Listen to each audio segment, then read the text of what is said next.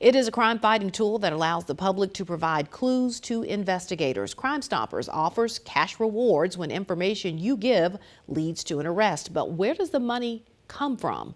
Our Grace Brister talked to law enforcement to learn more. She joins us in the studio tonight with that story. Grace. Andrea, the state statute gives the county municipalities the authority to put money on fine assessments to put money toward the Crime Stoppers program. If there's money going into the program, that leaves more money for you if the crime leads to an arrest. Submitting tips to law enforcement can not only help them arrest a suspect, but it can also put money in your pocket.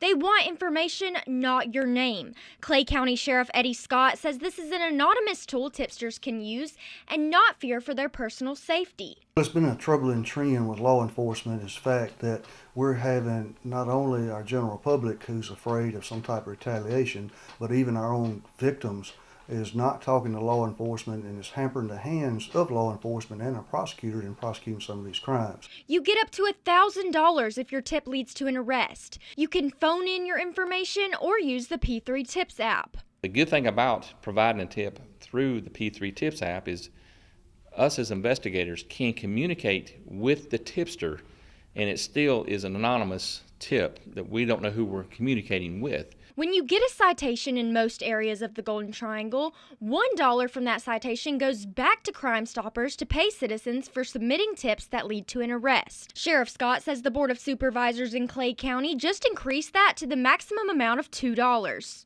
Amory did advise me that they had just raised theirs also to the $2.